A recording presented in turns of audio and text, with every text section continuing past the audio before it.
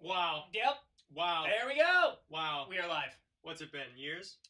Months. Months. Thank you. It's been months. I don't know how time works. Where have you been?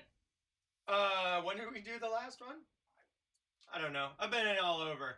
I did a nice little US tour. Yep. I did a nice little European tour. And then I've been in my basement painting. And those are the three places. You go from globe trotting the world, and you were with Hippocampus. Hippocampus. No one knows who Mark Wheat is, but that's how he used to say it. Fake, on the radio. Fake British guy. Yeah. We have a real British person here today. Forgot about that. Yeah, we do. I'm really excited about it. We have Rosie Frater-Taylor, and Rosie can't talk right now, so I'm just gonna let her know that I'm really mad at her. Just listening to the album. Yeah, I just got infuriated. I'm a huge fan of Spotify playlists. I end up hearing a lot of stuff that I wouldn't typically be able to hear, or wouldn't typically have access to, or something like that. And I was listening to, I think it may have been State of Jazz, but it was one of them, and I heard Rosie, and it just like blew my mind. And then I went and I thought Spotify was gonna stop me for streaming the record Bloom too many times. And I just a really big fan, and I asked her to come on this show, and she was crazy enough to say yes. So we have her in 2 seconds after this. Oh, it's back.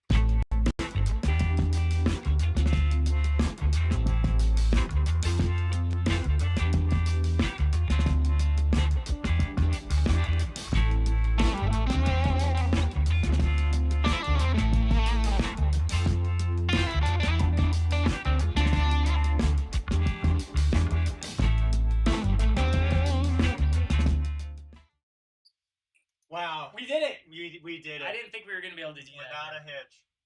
All right. Well, I don't think anybody wants to listen to me talk anymore, right? I don't. And so I think we are going to invite on Rosie Frater-Taylor. Let's go. There she is. Hello.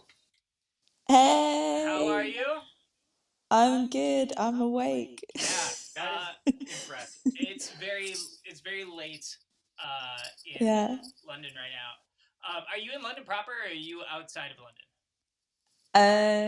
I'm in proper London. There are still tube trains, so it's technically proper London, but it's like right on the outside of London, because London is expensive, and so yes. Yeah, we have cities like that. Yeah. My first time going to London, I wasn't expecting it to be as huge as it was, and it was kind of like, I was living in New York at the time, so I was kind of like, I'm in the biggest city in the world, And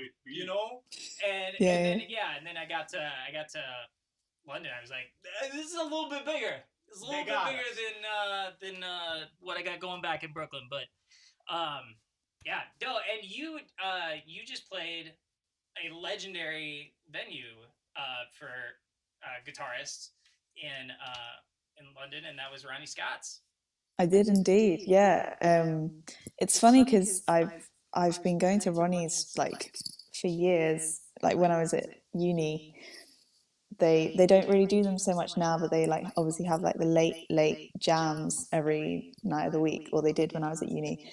So I would go there quite a lot, just to jam out, play some jazz standards, and I'm sort of there like a bunch.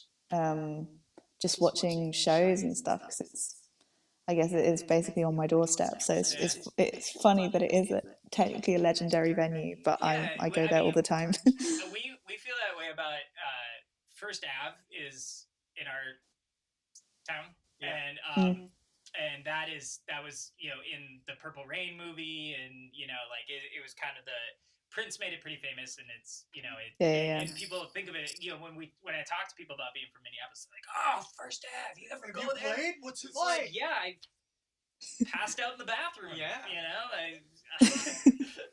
It's exactly that thing. Yeah. So was that your first time playing Ronnie Scott's, or apart from the jams, or had you done? No. somebody loves No. to party when they're like, I want to go play standards late at night. Yeah. I mean, yeah. To be honest, I didn't. It wasn't my favorite thing to do. I was. I don't really know why I did it. But I guess.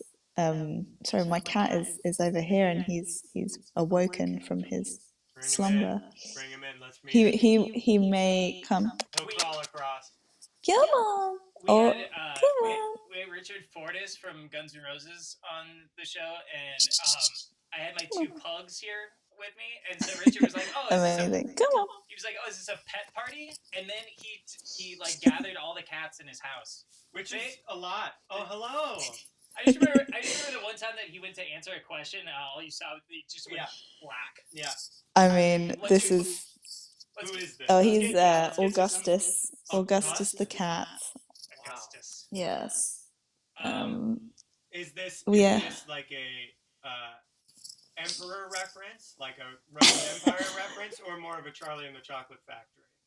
No. Well, he's a rescue cat, so he was called that when we got him.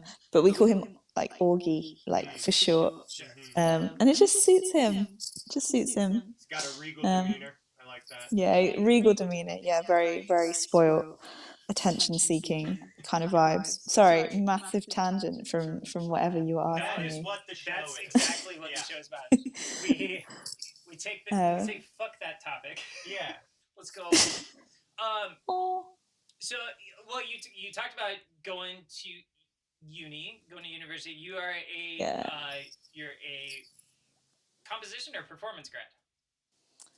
Performance. So I went to the Royal Academy of Music, and they have a classical course and a jazz course, and I did the jazz course. Yeah. Which feels. I graduated last year, and it feels like an age ago. Like, because it's a 4-year long course, which is a long time to study jazz. Yeah, you did it all year round. Yeah, pretty much. And they were like, there were some good things and there were some bad things, and but yeah, I'm very glad to sort of be out of like education now, because it's like you're just in it for your whole life up until the age of 21, and it's like, ugh.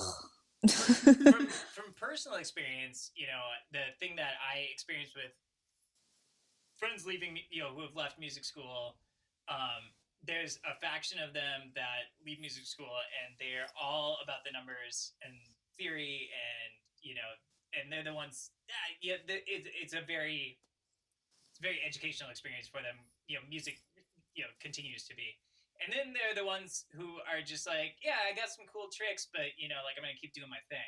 I got some knowledge and stuff like that, but I'm gonna stay. Like I love R&B music, so I'm gonna keep making R&B music, or I love whatever. And I feel like you kind of fit that profile, because when like the first time I heard one of your tunes, I don't remember which one it was, but I remember I was into it. And then you did like a thing, like a real quick thing, and I was like, "This is a music school person." Mm-hmm. But like, it wasn't until you gave that just little tiny, "Hey Ryan, you're really quite." Yeah, it wasn't until you gave that little hint that that I had figured it out. So I mean, like, what do you feel like you got out of music school other than wicked chops? Well, I mean, it's a good question, because I actually did there's sort of a precursor to the Royal Academy that a lot of the people who go to do the degree course do. It's called like junior jazz, junior academy. So I did that as well, and I got a lot out of that, actually, because I did that when I was about 15, 16, and I feel like that was sort of my age for being like super into jazz, and really like where I sort of got the knack for, I guess, that sort of sound and how to play over that sort of harmony. And I sort of fell into the degree course more than anything, because it's like it's got all this sort of like prestige surrounding it, like the Royal Academy, and I just was like, oh, I'll just audition, you know, and then I got in, and I was like, oh, well, I guess I'll go now. So and it was also a really amazing like year group playing wise that I was in. Everyone was like amazing, really amazing, which, you know, has its ups and downs in its own way. So I was like, I kind of have to, at the time I was like, I kind of have to do this because this year is amazing, and because there's only 10 people that they let in a year on the jazz course. Yeah. It's pretty mad. It's like one on each instrument, so I'm like the only guitarist in my year, you know, that sort of vibe. And I guess part of me was like, oh, this is like, you know, this is kind of nice for my ego. I think that's partly why I went. But it very quickly after the first year of being there, I realized I was like, I'm not really getting like a ton from this. But like, because it's so in like that jazz niche, and then whereas first year I was like, oh yeah, I was still into sort of the idea of being a jazz guitarist, and then on the side I was like writing songs, and they were quite separate. But then by the time I got to second year, I was like combining both of those things a lot more. I was like listening to people like Becca Stevens and like Gretchen Parlato, those cats, those guys who sort of combine the jazz and the songwriting, and I was like, well, this is sort of what I want to, this is the sound I see for myself. And so, yeah, I started just focusing on that one thing, and, you know, that comes, I started singing, and I'm like, well, I've always sung, but I started, you know, singing and performing live. But I'm technically studying jazz guitar on this degree course, and so that obviously caused a bit of friction with them. Because they're like, I was going to ask how they responded to, because not well. Yeah. Huh. Yeah. I mean, and then I love that you are the only guitar player that got into the Royal Academy that year, and then you're also like, I'm not about it. I'm not that interested. Yeah. Like, that takes some courage as well. But I mean, oh, hey, sorry, I had to address a couple of comments. Emily, is this better? Can you hear me now? Maybe. No. I was told I was quiet.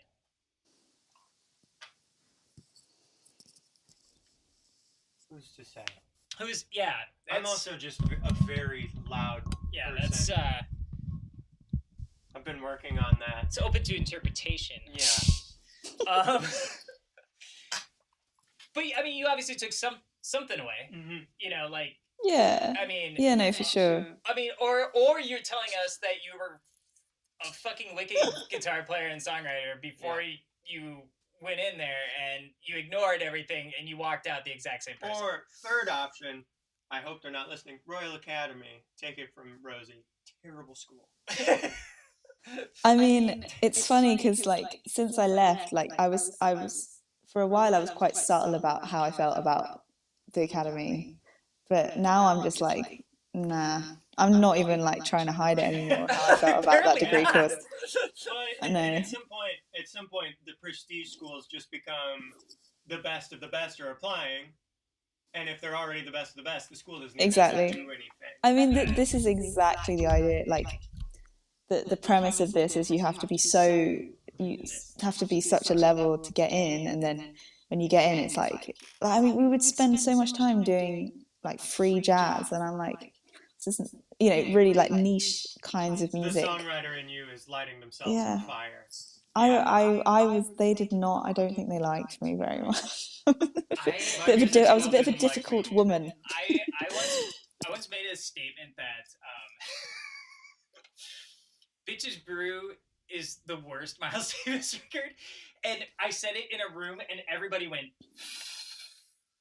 Yeah. And I was like, "What?" It was 30 stone people in a room. Yeah. Just doing their best. I'm like, you know, I mean, like, you know, I mean, you're gonna tell me that's better than Kind of Blue? I don't. Yeah, but I Aaron, mean, I get where you're coming at. I think basically, and I feel like it's the same in the US. I think jazz education needs a massive like redo Yeah. because it's like you they're not trying to churn out like artists, you know, or people coming up with their own thing. It's like that what's valued at music college is not, you know, it is a very specific thing. It's like it's one thing. It's like, can you play this scale over this chord? Can you fit into this ideal of what we think is like the best jazz musician you can be? And it's like, but that ideal isn't, you know, they don't value, I mean, they don't value time really, like time feel, like they don't value sort of I guess, yeah, like what the songwriting thing, it's like the writing thing.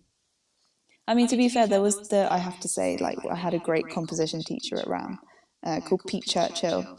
He was like one of the better things, and he's actually his wife, a lady called Nikki Isles, similar like uh, ideas. So she works there as well, and they were great. So there was some great teachers, and there were some great things about it, great projects, and like a lot of people sort of recognise the fact that I went to the academy, and you know, which is good. You know, I'm grateful for to have that because often it's like people are like, oh, you went to the academy, like, and then say no more.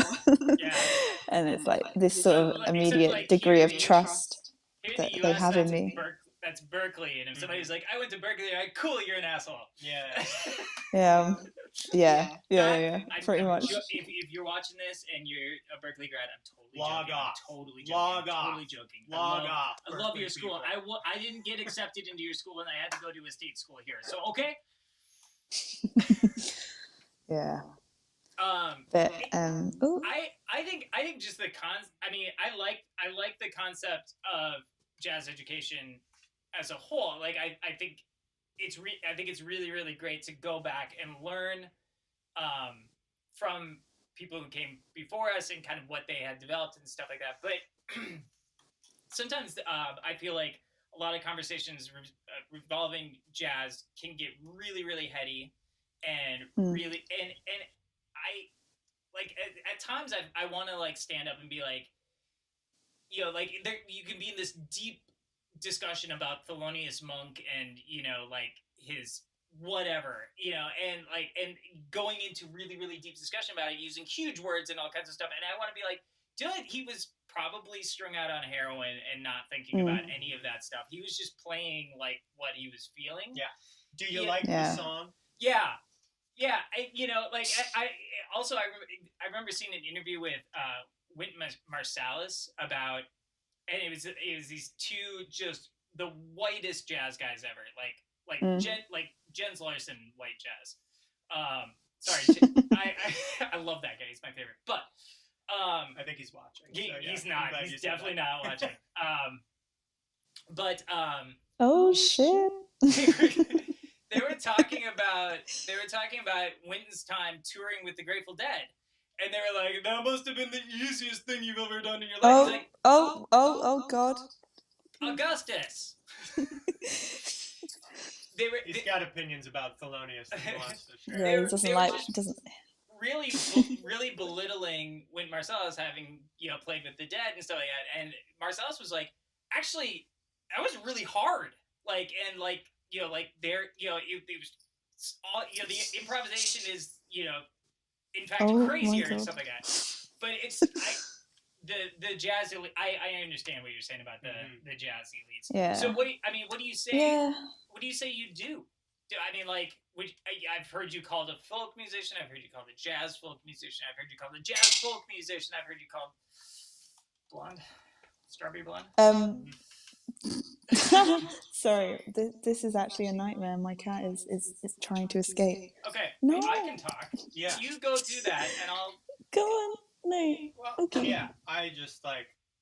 I think the the interesting thing about music schools a lot of the time is, the reality of it is that a lot of them are picking people over other people. And the reason that I think certain people get picked is because they have like a certain quality or whatever to their playing that makes them unique and makes them individual. And then the entire purpose of music school is to teach you one way to play.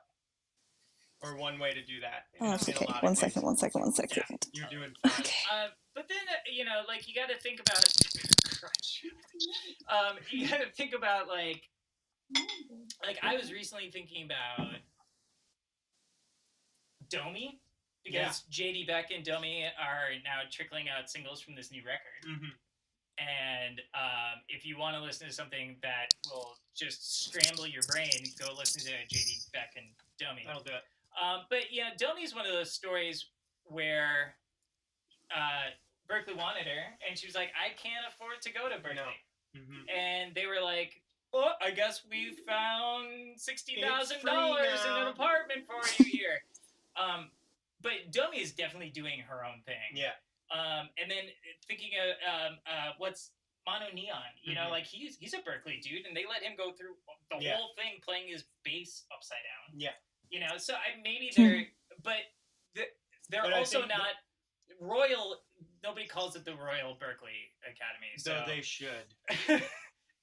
My question in that for you though is, how did you, or I guess, did you have to actively like work on your voice separately? I know you were doing so with the songwriting stuff, but I'm curious about the tension between, play this way and also you wanting to be you and make the stuff you wanted to make, and how that felt for you, or if there was any. There was never really any tension. There was never. I mean, I've always been very like quite a direct person, like very sort of opinionated. It's quite funny. I've been. Oh, actually, no, I can't talk about that. That's fine. You can tell us later. Actually, that's what this show. Later. That's what powers if you this feel show. like it.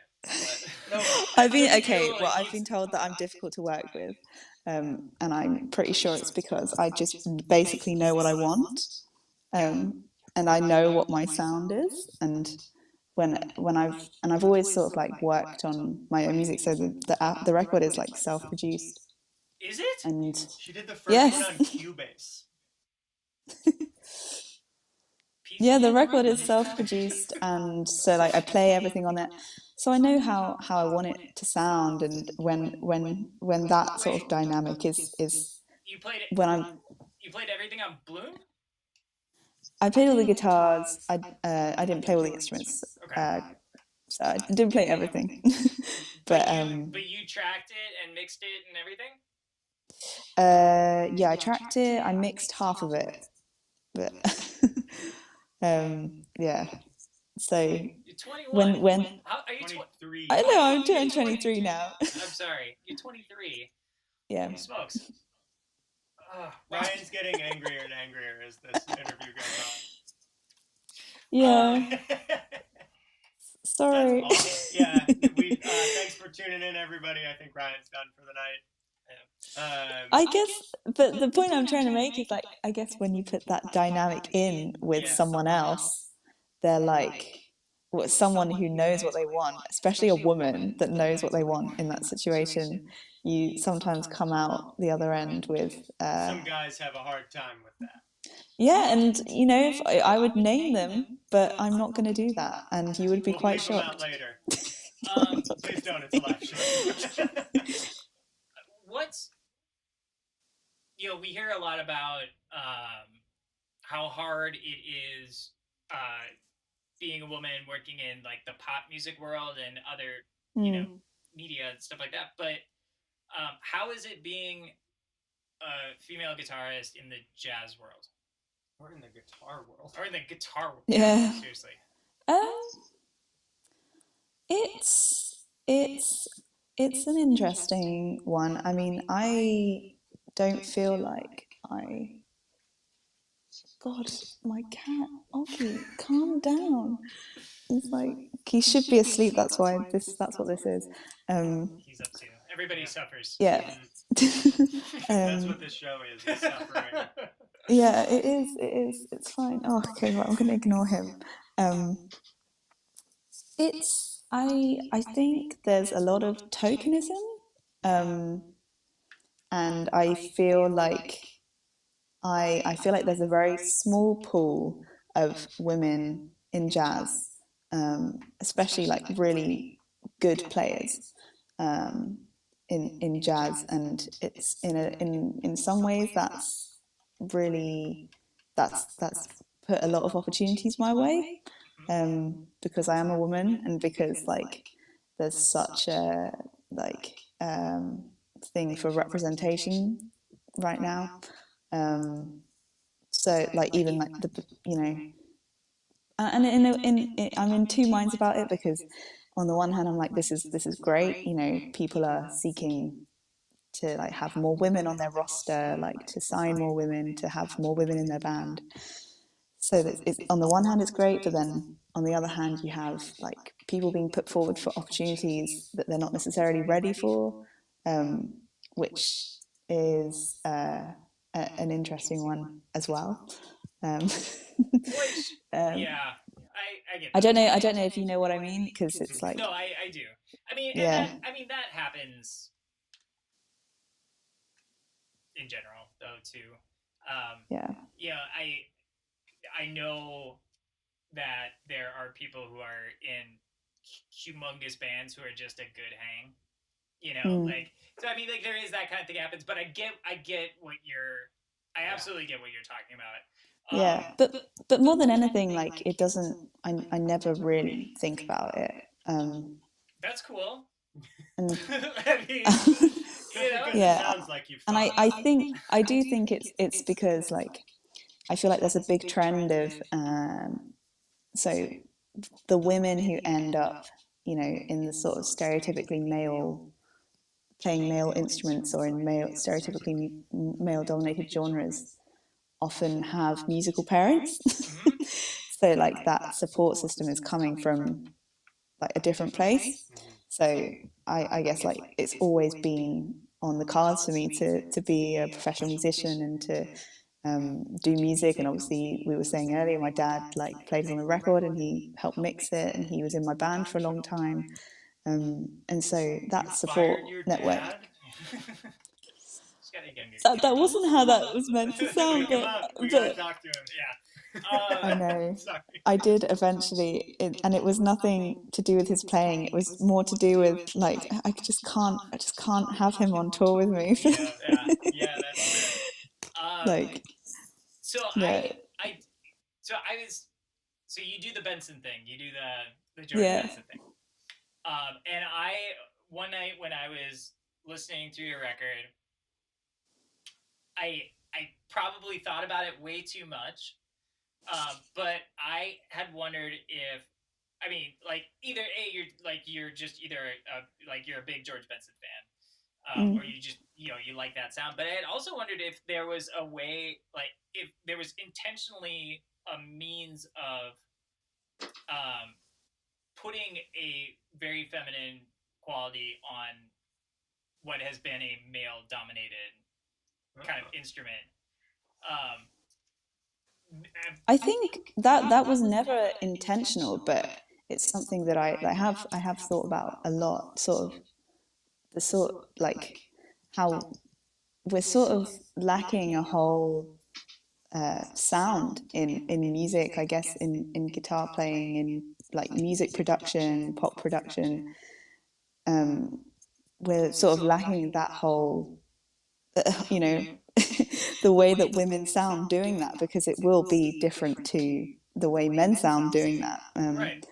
Just because I guess just the bringing different things to the table, I suppose. But yeah, that's obviously it's not intentional at all.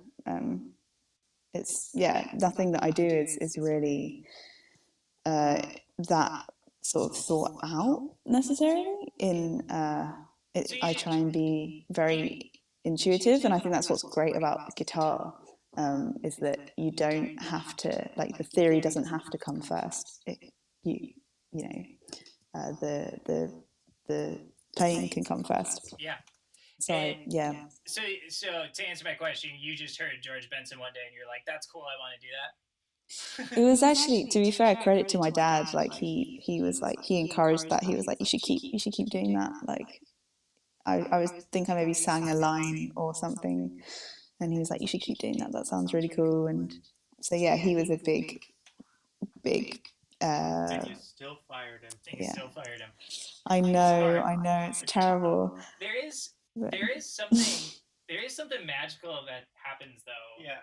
I do it if, like, even if I'm like writing out, you know, kind of like a chord progression or something like that, I'll sometimes just sing right along with it. And it gets me out of my habits. Yeah, and I also, like, I feel like, I don't know, it's a weird connection, because I know that the brain processes doing something with your hand, hearing what you made with your hand through your ears, but then it's got to be even crazier when, like, then you're making a sound, your brain is processing what it's hearing that your hand is doing, and then also what it's hearing while I mean, like, I'm saying it's complex. It's a complex thing to do. Yeah. That's what I'm saying. Yeah, I think maybe people assume that I think more, you know, intellectually about what I do than I more so than I actually do. For me, it's very much like the feeling comes first. I think that's just the way I've sort of come to writing. Is like normally, like, a chord will make me feel a certain way, and then I'll be like singing over the top of it. It's never really, and I think it's potentially where I sort of clashed with the academy a little bit. Is that, like we were saying earlier, that whole overly intellectualizing thing. Sorry, we got dogs. We have dogs now. Yeah. You're joining the animal club. That's good, because my cat is having a moment. And I think that, I mean, that's at its best what, you know, the school experience or the junior jazz thing is for, is giving you all the information you need and all the preparation you need, and then you just get to, like, with all that preparation done, with all the vocabulary you need, I already have a pug in my lap. You can't come up. Then you're, like, choosing to, what I'm trying to say is I've met a lot of people who have gone through a rigorous academic musical experience and never reclaimed their inspiration or dug through all of the information that they gained. I'm talking. Do you have something? Have either of you guys ever seen that John Mayer Berkeley masterclass? No, those are two things I don't really. Oh, you're not a John Mayer fan. Oh, I am, interesting. but I haven't seen the interview. I like him when he's not singing. Well, he doesn't sing at all in this, I'm sure. I think he's a very tasteful guitar player, and I feel like he's also ushered in. I feel like he's been really instrumental in kind of moving us away from the really, really shreddy, like, how, like, just the idea of, like, the faster it is, the better it is, or the more complex it is. This is what guitar gods do. Where I feel like John has kind of really done a good job. He's not watching, is he? No, he's not. Sometimes, but not today.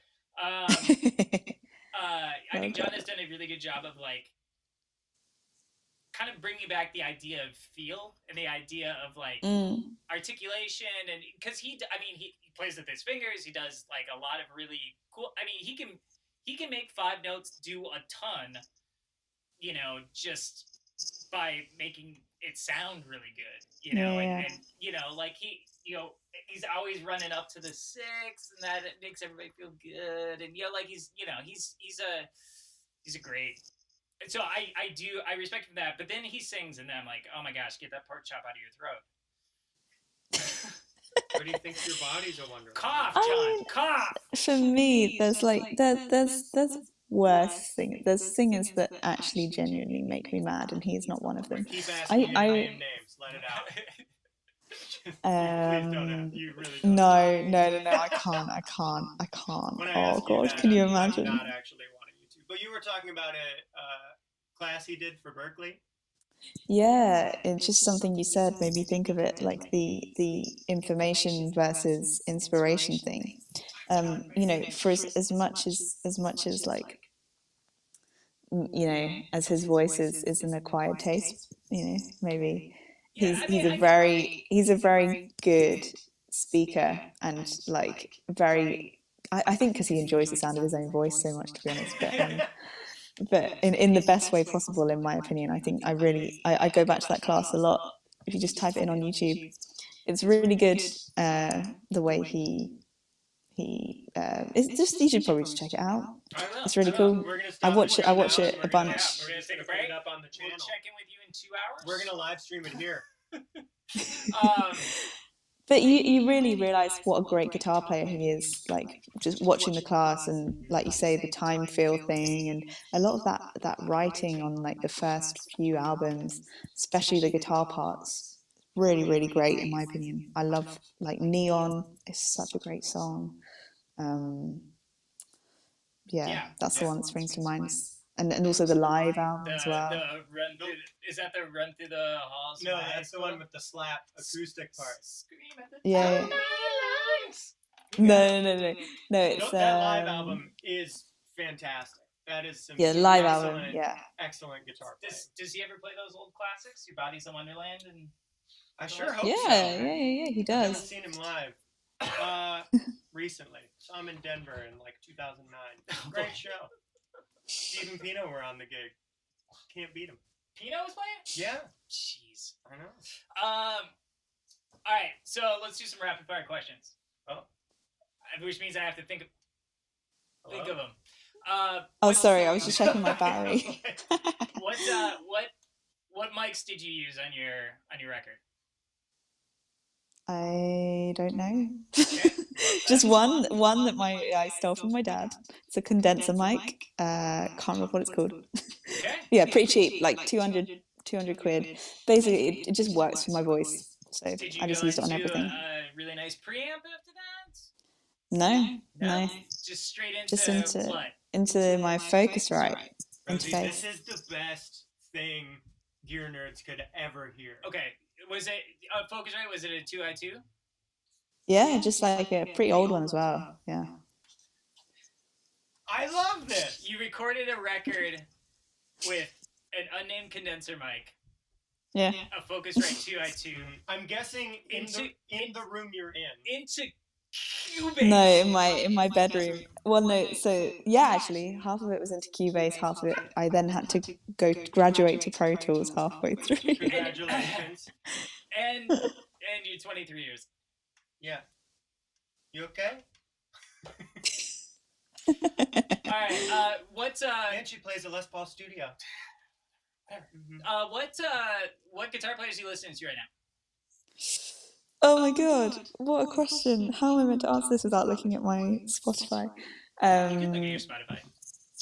It means I'm going to disappear for a second, if that's okay. Okay, all right, let me check. Right, let me see, because I don't want to fuck this up. Okay, well. Let me get a list for you so then I can come back in my head. Right. Okay, so there's that one.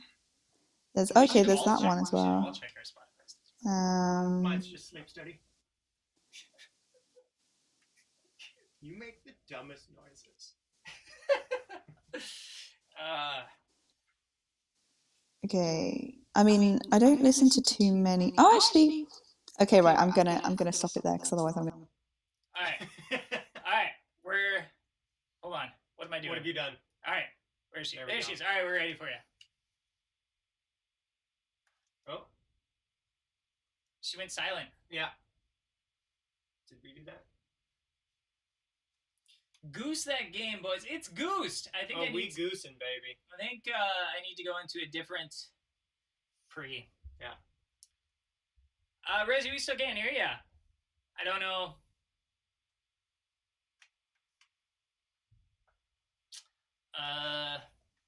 Yeah, you may have muted yourself on the old phone. Yeah, it says guest has muted themselves. In the meantime, we'll enjoy the sweet stylings of Leo. Rosie, you muted yourself somehow. I don't know how to tell you how to unmute yourself. It's got to be on there somewhere. This may be it.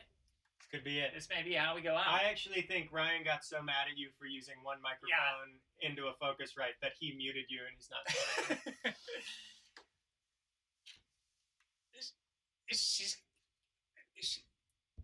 There's a button. There's got to be a button somewhere. Oh God, I hope so. Now she's gone. That's what we did. Did we kill her? That's how we do. Oh no. I don't know. We'll keep an eye on it if she's coming back. Yeah. Oh. Still muted. Yep. Still says you're muted.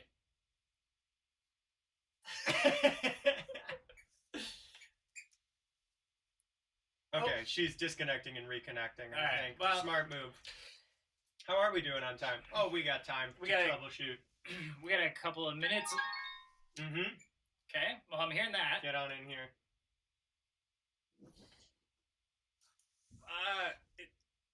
She's in the green room. Can you hear me? Yes. Yeah, we can. There we go. There we go. The old IT Oh, trick. that's all it needed. There we go. Just a little restart. I love it. So okay, guitarist. Yeah. So what'd you come up with?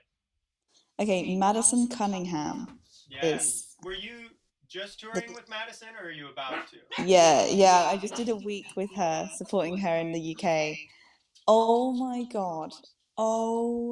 god. She is the most incredible human being and the most incredible live performer. Like, any time anyone's like, who are you listening to? Madison Cunningham. You need to check her out if you don't know her. Just everything, like the tone, the writing, the voice. So great. She's the main one. Who else is there? Like, sort of off the back of Madison, like quite a lot of Blake Mills I've been listening to. That new record that you did with Pino is it's pretty good. Yeah. And in terms, like another songwriter who's based in the UK, a girl called Nilofer Yanya. She's I'm listening to a lot of like more on the popular, like edgy pop side of things. I've been through my jazz guitar phase. Yeah. And I've come out the other end. Yeah, I mean, like if the two guitarists that I've been listening to is yourself and Napalm from Hiatus Coyote, and so she's just doing mostly rhythm stuff, but I honestly don't listen to a ton of guitar music. And like the reason somebody like yourself struck me was because you write really good songs, and there are vocals, there is somebody, and then there's however many bars solo that I can geek out to, and then come back and I'm not big into the Joe Satriani's and Eric Johnsons and Steve Vai's of the world. There's I think Julian Lage, John Schofield, and Bill Frisell are kind of the three that I tend to spend most time to. Other than that, I listen to a lot of pop music because it's great. Yeah. Yeah, I mean, there's definitely good music out there. I don't know if you guys have been on the Kate Bush hype recently. I had my college Kate Bush phase. And then. Oh God, controversial. Okay. I know. I mean, this is gotcha journalism. Yeah, I've been waiting. You're into the new Kate Bush stuff. Oh well, no, it's just there's like a big odd the Stranger Yeah. Things thing. Okay, so all right, so I was at a pool party with a bunch of musicians, and they were talking about Kate Bush, and they like at some point they were like, "Hey, Ryan, Kate Bush." I'm like, I don't know, I never listened to it. But so it's not that there's not new stuff. It's just the running up that hill. Okay. Was in Yeah. the the climax of the new season of Stranger Things, and oh, I was Yeah. sweaty. I was sweaty Yeah. by the end. Yeah. We don't do spoilers on Demos in the Dark. I haven't. No. I watched 3 episodes of the first season. Congrats. Oh dear. That was it. It's a little curmudgeonly sometimes. No joy. I'm watching season 4 of Westworld right now. That's hit. Ooh, season 4? Well, it's brand new. Yeah, but you made it through season 3. Yeah. That's all right. Do you know Katie Pruitt at all? Have you heard her music? Oh, no, I haven't. What a voice! Great songwriting, great guitar player, amazing, wonderful human being. Check her out. It's great. I will. I love her voice. I will do. And her guitar player.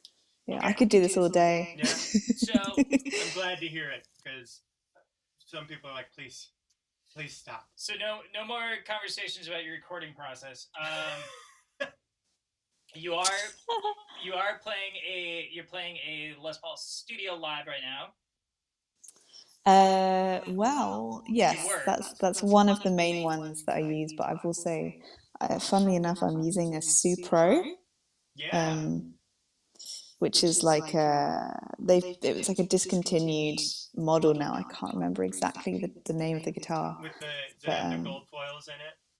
Yes, exactly. Yeah, I love those guitars. Yeah, and it's got the most like gnarly tone to it. If you're listening to Blake Mills, and you want that, you get that's perfect. Yeah. I tried it at this studio, and then I was like, I need this guitar, so I went and I got it secondhand. From somewhere, and it's not expensive at all. Well, I guess that's all subjective. Objective, subjective. One could buy exactly. And in my opinion, it sounds amazing. And people keep coming up to me, being like, "Oh, what's that guitar?" And it also just looks amazing. It looks like it's a great shade of blue. So yeah, that's the main one I'm using at the minute. You don't seem to have much of a lust for gear. Is that accurate, or are there things you wish you had, or is there a dream guitar for you? No, not really. I don't have a lust for gear, because like for so long I just played a cheap guitar with a clean tone through whatever amp, Talented people always say that. Yeah, they do. Yeah, it's like I saw the most boring rig rundown that you could ever watch is the one with Larry Carlton, because he was like, "Yeah, I got this 335." And they were like, and what else? He's like, and like they were in his studio. He's like, no, this is the guitar I like, so this is the one I use. Yeah. And then he had like 2 amps. Like he still had the old deluxe that he used on the old Steely Dan recordings. Like he kind of kept that just for sentimental value. But then he had his regular amp, and he was just kind of like, yeah, that's the one I like, so I play out of that one, and that this is it, And it's like, oh, and you just do the rest by being super good. That's I really think there's something to be said for making sure you can sound good with like shit gear and no pedals. Like, do you use any pedals right now? I do. The big one that I have on all the time is like the JHS like wibbly wobbly vibrato thing, which I love. I have it on all the time, and I feel it really works well for like the trio set that I do, because like when it's just guitar, there's no other instruments. Yeah. They'll be glad to hear it. Let's bring Josh Scott in now. I do that every time. Still not here. He's still not here. Nope. One of these days. Then I've got a reverb pedal and like a blues driver, a little loop pedal, and then the Boss OC3 pedal, which is great for like the solo stuff. So some combination of like the looper and the octaver. But very minimal. I just don't. You're just super good. I guess I have a fear. I have maybe a bit of a fear of of like relying on pedals too much. Trust us, it's not that bad. You have a fear of turning into a 41-year-old man who runs a YouTube channel and has a whole bunch of that is you've hit the nail on the head there. That's my worst fear, worst nightmare. Yeah. All right, so what amp are you? Do you have a preferred amp, or are you just kind of like whatever's backline? I don't care. Yeah, I'm not too picky because like I feel like the pedals are a bit of a barrier between like the amp and the but the one that I always ask for these days is like the Fender Deluxe. What do you call it? Deluxe Hot Rod Deluxe or whatever. Yeah. Really? Yeah. You run it on one? It's a loud piece of machinery. It is loud. I used it on a show at the Jazz Cafe because they have a bunch of them there. When I was supporting Mark Lessieri, so the guitarist. Yeah. And like, so I used it on that show, and since then it was like I was like, yes, it just added like such a great like power, because that's another thing as well. People turning me down. I don't like sound men turning me down. Maybe that's why I like the loud amp, because I'm like, fuck you, I'm gonna turn this up, even if you turn me down. I love that so much. See, anybody who says that jazz isn't punk. Yeah. Yeah, I mean, it's honestly, my pet peeve is like they see me and they're like, oh, singer songwriter, and they don't turn the guitar up, and I'm like, turn the guitar up. That's what this is. I am a guitarist. Yeah, and so I think the amp really cuts through. So I do love that amp. Yeah, take it. Pretty much. The amount of times people tell me to turn down as well. Well, some men tell me to turn down. I'm like, okay, and I go over to the amp and I just don't turn it down. Yeah. I've gotten to the point where I run my amp. I want them to have to tell me to turn up. Yeah. That's where I'm at now. I just run like yeah, look at me. You wanted it. You got it. I don't think I'm accomplishing anything. Sorry, just checking my battery again. How are we doing? We got a couple of 28%. Oh, we're crushing it. I played in a group who had like a traveling sound guy who traveled with them and did all their stuff, and Jay Perlman. I don't know Jay. Oh, okay. But we were playing a theater show once, and Jay walked up to my amplifier and scooped the mids, and I was like, "Excuse me, what are you doing?" And he was like, he's like, "We're not micing a lot because we're in a theater and they're competing with the vocals. And frankly, I care more about the vocals than I care about your guitar." And I was like, "Okay." And then okay. And then like the first song of the show, I was just like, "Fuck the vocals." Like, mids all the way up. Oh yeah. Yeah, no, I don't like it when, but I get it. Yeah, I get it, but I don't like it. Yeah. Like it is their as sound people, it is their absolute right to go ahead and do what they see fits the room the best. But as a musician, it is also your right to tell them to suck. It's your show. Yeah. Yeah, we all have rights. Well, some of us have rights. Less and less around here. Yeah. Yes, the can of worms. But I think it's just so often people misunderstand what my thing is live, and so I have a script now that I'm like that I'll say to every sound guy, and it goes something like, what is it that I say? Like, so the level of the guitar should match the level of the vocal, because it's very important that everyone hears the guitar parts. It's not like a singer-songwriter gig. And then when I solo, I sing my solos. So if you can ride the guitar up a bit so that it's slightly louder than the vocals, like, and make sure it doesn't sound too thin out front so that it blends. This is my script. I'm just and loving the picture of sound guys just glazing over because they're like, I'm a oh, difficult yeah. woman. What can I say? No, that's not what I mean. But they're like, No, oh, no, okay, I know. yeah, sure. Yeah. And then it's you, and they can go fuck themselves, as far as I'm concerned. We have said more F-bombs than this. Yeah, earlier you actually didn't say a shit. You went, holy cow, after you had already done some F-bombs. So was that a thing? I think sorry. We don't have to. I think we've been storing up our swears while he was on tour. I tour with children, so yeah. I think I just do it quite unintentionally these days. Like depends who you hang around with. Like now that Dad's not on the road, there's no one to hold your back. Yeah, exactly. Yeah. All right, but like he swears enough. But yeah, we got about 3 minutes. Yeah. What do you have coming up that we should know about? Anybody should know about? Coming up, well, I mean, I'm working on a bunch of new music, so there'll be a record next year.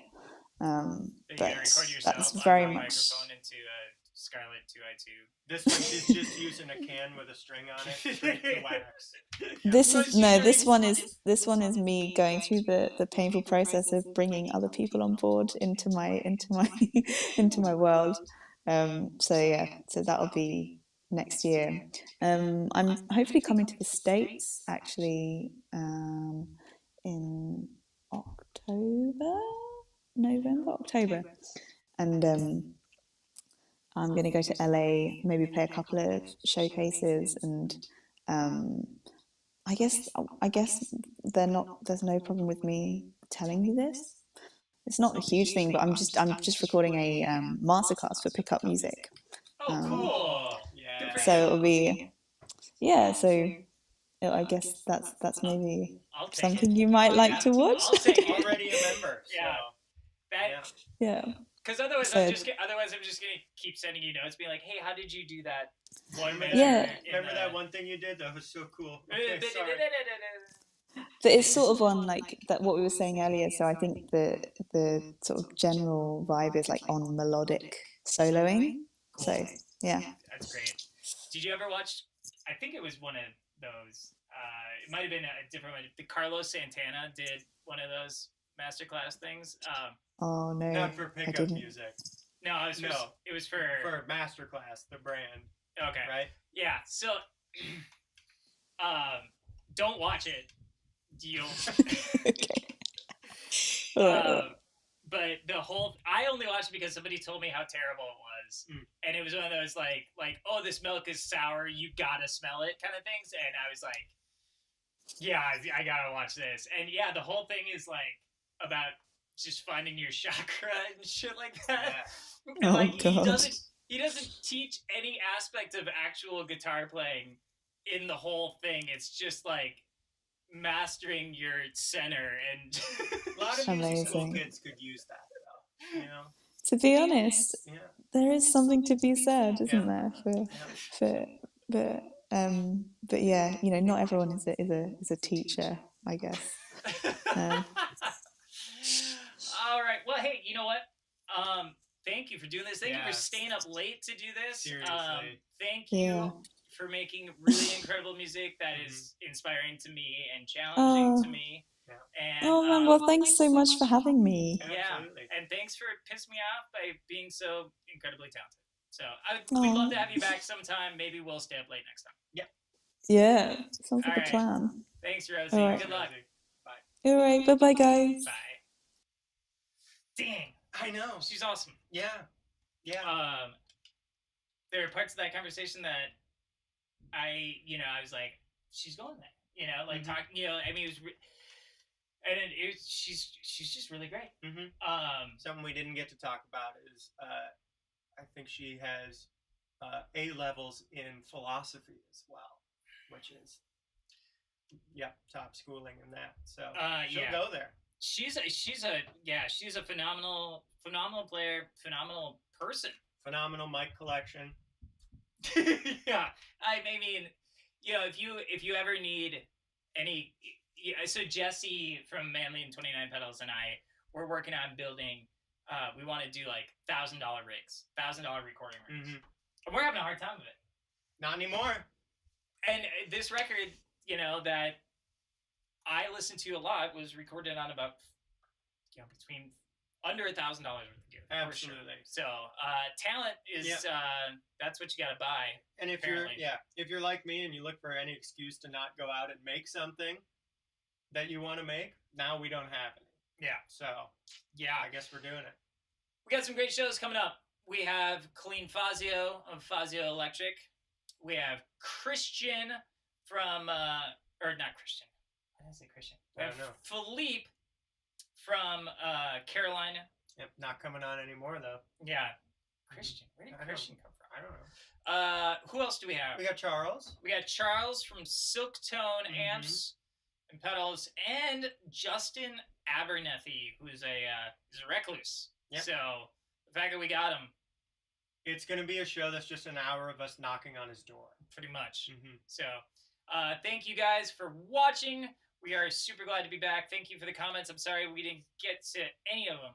I was just too quiet. Too quiet.